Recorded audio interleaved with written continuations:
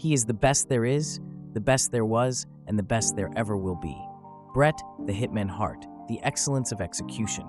A multi-time world champion and undeniably one of the greatest of all time. That's the legacy he leaves behind, how he wants to be remembered. But tragedy and betrayal have left him broken. The man we see today is a shell of his former self. Everything he loved and believed in was ripped away at a moment's notice. In this documentary, we delve into his complex personality and retrace his legendary career to answer a pressing question: how did Bret Hart become bitter?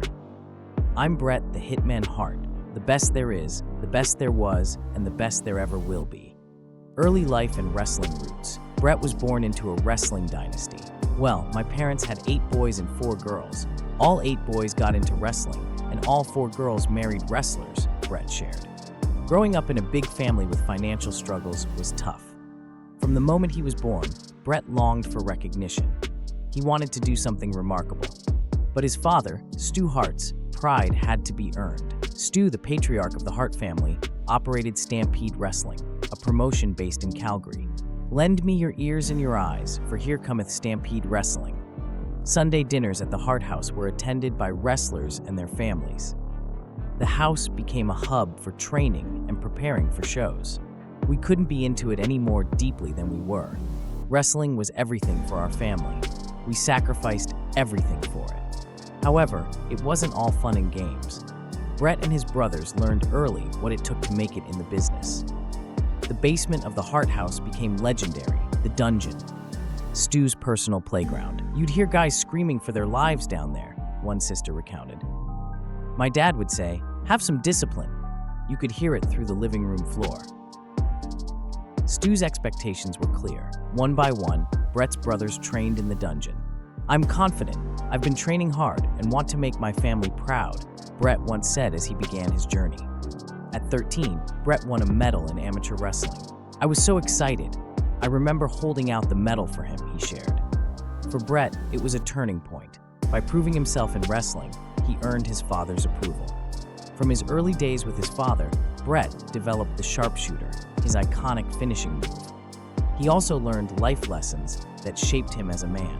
Something far more important than the favor of Vince McMahon is Bret Hart's knack for storytelling, which is basically unparalleled. I think Bret isn't just in a class by himself. Just 2 months later, Bret Hart beat Ric Flair to become the WWF World Heavyweight Champion. Unbelievable. Congratulations. All of those dreams, all of that hard work have paid off. Your wishes, your dreams have now come to fruition. I'll tell you right now how proud I am of this moment.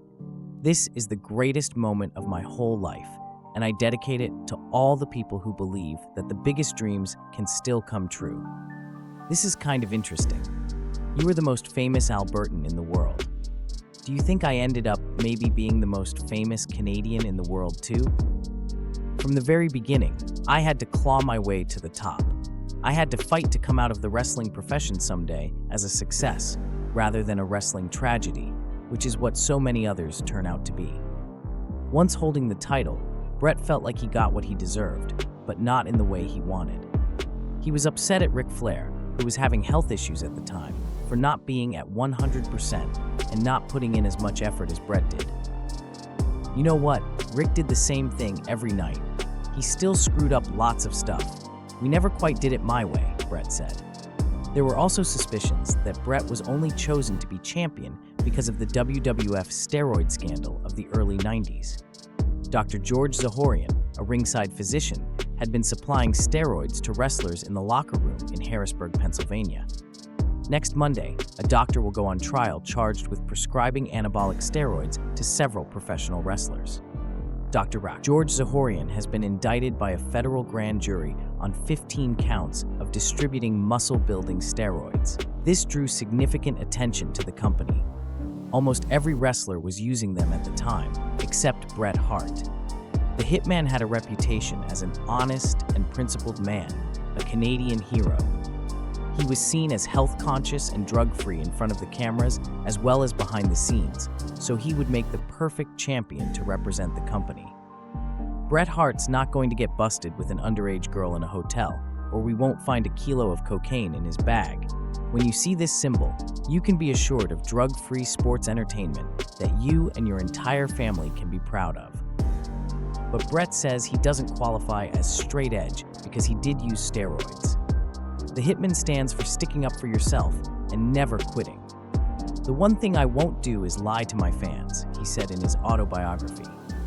He revealed that he only used steroids once in a foreign country, likely Japan or England, with either Jim Neidhart or Dynamite Kid, who injected him. On other occasions, however, he stated that he used steroids destructively to recover muscle mass after a knee injury. In a radio interview, he even credited steroids with saving his career at one point. "If you go back and you look at all the facts, my story's never changed. It's always been the same story right from day one, because I tell the truth." After his title win, Bret had a few more matches against Flair, but for some reason, something always went wrong. "Somebody told me he was having some problems at home or something like that, and he was distracted. Maybe that's the case. But I remember actually going to Vince and saying, 'I think he's sabotaging the matches, trying to sabotage mine. We kept screwing up the finish and stuff like that. It felt like we were doing the worst endings to our matches, bungling up the finish all the time, or something went wrong.'" Ric Flair was going to leave the WWF to go to the rival company WCW. Bret speculated that Flair acted this way because he had nothing to lose. Perhaps by going to Vince McMahon about his suspicions, Bret Hart sowed the seeds of distrust that would later lead to the infamous Montreal Screwjob. As Bret Hart rose through the ranks of the WWF, his personality began to change. "We're getting reports back that we've got a megastar on our hands in the form of Bret Hart. The girls were just like showing themselves at Bret. It was like a big movie premiere, but this was way over the top, unlike anything I'd ever seen." His work had made him a megastar. That was all they wanted to see. That was all they wanted to talk about. Over the years, Vince had a good relationship with Bret. Bret had convinced him and everyone else that he was the best. His success was not based on his height or physical appearance. He succeeded because of his in-ring ability. The validation of being world champion, which was more than just an empty title to him, went to his head. He gained a reputation for being uncompromising. "I didn't get much of my stuff in. It was Bret's match. We did what Bret wanted to do. If I'd had more experience, it would have been a different match," said one wrestler. Some wrestlers described Bret as self-centered. He was overly focused on his own importance within the industry and very proud of his achievements. This, combined with his catchphrase, earned him a reputation as his own biggest fan. People actually believe that Shawn Michaels is the best wrestler in the whole world. Wrestling Federation like he's the top one, better than I am, and that just drives me nuts. Just drives me nuts. But at least Vince believed in him. In Bret's mind, he and Vince shared a mutual respect for each other. Little did he know that this was not how his boss felt about him. In an interview with Michael Landsberg, Vince McMahon talked about some wrestlers not knowing their place in his company. Individual performers can be confused, and sometimes their ego gets the best of them. More often than not, that does not happen.